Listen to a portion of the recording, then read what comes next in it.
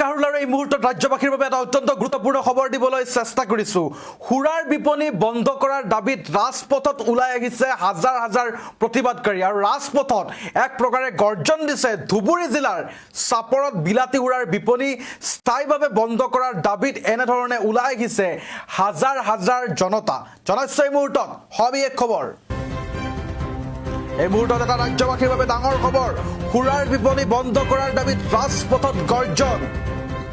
ধুবুৰী জিলাৰ চাপৰত বিলাতী সুৰাৰ বিপণী স্থায়ীভাৱে বন্ধ কৰাৰ দাবীত প্ৰতিবাদ সাব্যস্ত কৰিছে আৰু বিভিন্ন দল সংগঠন আৰু সচেতন নাগৰিকে প্ৰতিবাদ সাব্যস্ত কৰিছে, ৰাজপথত ওলাই আহিছে। প্ৰশাসনে পূৰ্বে 4 দিনৰ বাবে বিপণী বন্ধ কৰাৰ নিৰ্দেশ দিছিল, কিন্তু সময়সীমা উকলি যোৱাৰ পিছত পুনৰ আন্দোলনত নামিছে ৰাইজ। চাপৰ নাগৰিক মঞ্চৰ নেতৃত্বত ৰাজচক্ৰ বিষয়াৰ কাৰ্যালয়ৰ সন্মুখত অৱস্থান বিক্ষোভ কাৰ্যসূচী তেওঁলোকে পালন কৰিছে। এই মুহূৰ্তত জনাইছো জনবসতিপূৰ্ণ এলেকাত সুৰাৰ বিপণী থকাত সমাজত নেতিবাচক প্ৰভাৱ পৰাৰ আশংকা প্ৰকাশ কৰিছে প্ৰতিবাদকাৰীয়ে, আৰু যাৰ ফলস্বৰূপে প্ৰতিবাদ সাব্যস্ত কৰিছে। চৰকাৰ আৰু প্ৰশাসনৰ বিৰুদ্ধে শ্লোগান দি সুৰাৰ বিপণী স্থায়ীভাৱে বন্ধ কৰাৰ দাবীত প্ৰতিবাদ সাব্যস্ত কৰিছে আৰু শীঘ্ৰে ব্যৱস্থা গ্ৰহণ নকৰিলে অধিক জোৰদাৰ গণ আন্দোলন গঢ়ি তোলাৰ হুংকাৰ প্ৰদান কৰিছে প্ৰতিবাদকাৰীসকলে। এই মুহূৰ্তত জনাই আছো এটা ডাঙৰ খবৰ বুলি ক'ব লাগিব। সুৰাৰ বিপণী বন্ধ কৰাৰ দাবীত ৰাজপথত গৰ্জন দিছে আৰু ধুবুৰী জিলাৰ চাপৰত বিলাতী সুৰাৰ বিপণী স্থায়ীভাৱে বন্ধ কৰাৰ দাবীত এই প্ৰতিবাদ সাব্যস্ত কৰিছে। বিভিন্ন দল সংগঠন আৰু সচেতন নাগৰিক ওলাই আহিছে ৰাজপথলৈ আৰু প্ৰতিবাদ সাব্যস্ত কৰিছে আৰু সমাবেত হৈছে শতাধিক লোক। আমাৰ হাতত মন্তব্য আছে, মন্তব্য শুনাবলৈ চেষ্টা কৰিম।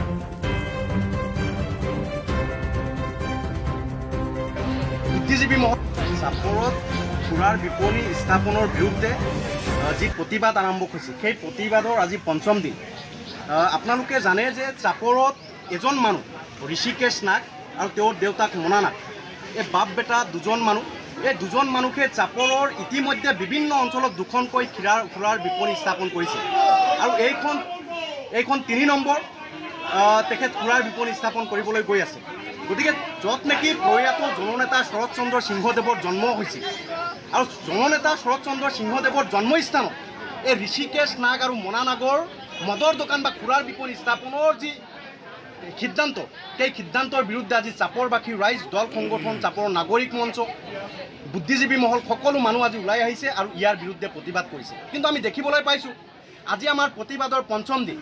প্ৰশাসনে কেৱল মাত্ৰ প্ৰতিবাদ ল' এণ্ড অৰ্ডাৰৰ প্ৰতি লক্ষ্য ৰাখি ল' এণ্ড অৰ্ডাৰ চিটুৱেশ্যন ক্ৰিয়েট হ'ব বুলি সেই ভয়ত এক সপ্তাহ 10 দিন এনেকৈ সময়টো এই দোকানটো বন্ধৰ এটা অৰ্ডাৰ প্ৰশাসনৰ ফালৰ পৰা দি আছে আৰু এক সপ্তাহ 10 দিন এনেকৈ বঢ়াই গৈ আছে। গতিকে এই যিটো সিদ্ধান্ত, এই সিদ্ধান্তক চাপৰবাসী ৰাইজ, দল সংগঠনে কেতিয়াও মানি নলয়। এজন মানুহ মনা নাগ আৰু ঋষিকেশ নাগ, এই মানুহজনৰ দাদাগিৰি চাপৰবাসী ৰাইজে সহ্য কৰিব নেকি? আমি ভাবোঁ যে মনা নাগে এইটো টেকনিক, এইটো কৌশল অৱলম্বন কৰিছে আৰু আমাৰ সন্দেহ হৈছে প্ৰশাসনক মেনেজ কৰি এনেকৈ সময়টো বঢ়াই গৈ এনেকৈ তেখেতসকল যাতে মানুহৰ সংখ্যাটো কমি যায় আৰু পাছত যাতে তেখেত মদৰ দোকান ইয়াত স্থাপন কৰিব পাৰে, সুৰাৰ বিপণী যাতে ইয়াত স্থাপন কৰিব পাৰে, সেই কৌশল মনা নাগে সেই কৌশল অৱলম্বন কৰিছে। আৰু সেই কৌশলত আমি ভাবোঁ যে প্ৰশাসনেও এই কৌশলৰ প্ৰতি প্ৰশাসনেও ব্যৱহাৰ হৈ আছে। গতিকে প্ৰশাসনক আমি অনুৰোধ জনাইছোঁ, আপোনালোক ব্যৱহাৰ হ'ব নালাগে।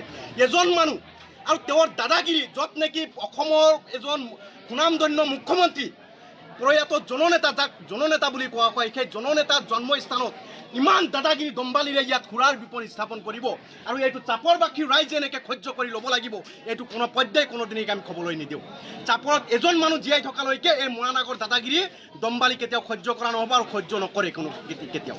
গতিকে আমি আজিৰ এই প্ৰতিবাদৰ পৰা স্পষ্টভাৱে প্ৰশাসনক লগতে মনা নাগক সকিয়নি প্ৰদান কৰিছোঁ যে আপুনি ইতিমধ্যে যি কৰিছে, গতিকে ভালে কৰিছে, আপোনাক সকীয়াই দিছোঁ স্পষ্টভাৱে যে ইয়াৰ পৰৱৰ্তী পৰ্যায়ত আপুনি দোকান খোলাৰ যিটো সিদ্ধান্ত আৰু যিটো সাহস দেখুৱাইছে, এই সাহস আপুনি বন্ধ কৰক, নহ'লে কিন্তু চাপৰৰ মাজমজিয়াত ৰাস্তাত আপোনাক চুচুৰাই আনি পেলাই চেণ্ডেলৰ মালা গলাত দি কিন্তু চাপৰত ঘূৰাই থকা হ'ব। এইটো কিন্তু ৰাইজে কৰিবলৈ কুণ্ঠাবোধ নকৰিব। মই এইটোৱে কৈছোঁ আৰু প্ৰশাসনক আহ্বান জনাইছোঁ যে আপোনালোকে মোনানাগৰ কৌশলত আপোনালোকে ভৰি নিদিব, এই দোকান বন্ধ কৰিব লাগিব আৰু চিৰস্থায়ীভাৱে বন্ধ কৰাৰ সিদ্ধান্ত লওক। অতি দুখ আৰু পৰিতাপৰ কথা আপোনালোকে জানে যে আজি বিগত ছটাকৈ আন্দোলন হ'ল। একমাত্ৰ এটা কথা কি চাপৰত মদৰ দোকান দিয়া নহ'ব। কিয় দিয়া নহ'ব? প্ৰশ্ন স্পষ্ট যে চাৰিওফালে অসমত মদৰ দোকান হৈছে, চাপৰ হিৰিঘাটত হৈ আছে, বহুলপুৰত হৈছে, চাপৰত কেলেই নহ'ব? এইটো স্পষ্ট কথা যে চাপৰত জননেতা শৰৎ চন্দ্ৰ সিংহ প্ৰাক্তন অসমৰ মুখ্যমন্ত্ৰী আছিলে। তেখেতে সৎ আৰু নিষ্ঠাৱানৰ কাৰণে জননেতা এটা টাইটেল পাইছে। তেখেতৰ কথা হ'ল যে চাপৰ চহৰত কেতিয়াও মদৰ দোকান দিয়া নহ'ব। আৰু সেইটো চাপৰ ৰাইজে এটা দত্তশিৰে মানি লৈছে। যেতিয়া আমাৰ পৌৰসভা গঠন হৈছিলে তেতিয়াৰ পৰাই, নগৰ সমিতি যেতিয়া গঠন হৈছিল তেতিয়াৰ পৰাই এইটো এটা ৰেজুলিউশ্যন লোৱা আছে। কিন্তু সেই ৰেজুলিউশ্যন হয়তো পৰৱৰ্তী পৰ্যায়ত সিহঁতে নাইকিয়া কৰিব পাৰে। কোনেও সাহস কৰা নাই মোৰ সাহস। কিন্তু দুৰ্ভাগ্যজনকভাৱে এই অৰুণ কুমাৰ নাথ উপ পৌৰপতি, যেতিয়া উপ পৌৰপতি প্ৰতিষ্ঠিত হ'ল, ইয়াতে অধিষ্ঠিত হ'ল পদবীত, তেতিয়া সি কি কৰিলে, তাৰ ল'ৰা ঋষিকেশ নাগৰ নামত এই অঞ্চল মদনটো লাইচেঞ্চ এখন উলিয়ালে। কেনেকৈ? NOC-টো তাৰ পৰা দিব লাগে। সিহঁতে নিয়ম কিছুমান উলিয়াইছে যে এক্সিকিউটিভ অফিচাৰ দৃষ্টি লগ হৈ সিহঁতে এটা পাৰ্মিশ্যন দিব পাৰে, সেইখন সিহঁতে ফলক ইয়াতে লগাব লাগিব। ইয়াত কোনো অবজেকশ্যন নহ'লে তাৰপিছত মদৰ দোকান তাৰমানে পাব্লিক কোনো অবজেকশ্যন নাই। সেইটো চোৰাংচ চুৰ কৰিছে, মনে মনে কৰিছে। কৰি কেনে যেতিয়া মদৰ দোকানটো খুলিলে তেতিয়াহে আমি গম পালোঁ যে চাপৰত আমাৰ ৰাইজক অৱহেলা কৰি, জননেতাক অৱহেলা কৰি ঋষিকেশ নাগৰ নামৰ এটা মদৰ দোকান মনালাকে খুলিছে। ইমান মৰহা, ইমান সাহস তাৰ, সি ইমান সাহস পালে যে জননেতাক অপমান কৰি, চাপৰ ৰাইজক অপমান কৰি চাপৰৰ মাছ মজিয়াত মদৰ দোকান দিবলৈ ওলাইছে। তাৰ সাহস, তাৰ মৰিবলৈ বয় নাই, টকাৰ বাহাৰ দেখুৱাইছে। গতিকে ৰাইজ সজাগ আৰু সচেতন। দুৰ্বল বুলি নাম আমাৰ ঘৰৰ তাক দুৰ্বল বুলি হিচাপে নাভাবে। আমি সদায় শকত, সদায় আমাৰ চাপৰৰ সন্মানৰ কাৰণে আমি লাগিব কাৰণে প্ৰস্তুত। গতিকে জননেতা অপমান কৰা মানে চাপৰ ৰাইজক অপমান কৰা, এইটো কেতিয়াও সহ্য কৰা নহ'ব। চাপৰৰ নগৰৰ মাজমজিয়া 10টা ৱাৰ্ডত কোনো এটা ৱাৰ্ডতে মদৰ দোকান দিয়া নহ'ব, কথা স্পষ্ট। সেইকাৰণে আমি আন্দোলন কৰিছোঁ।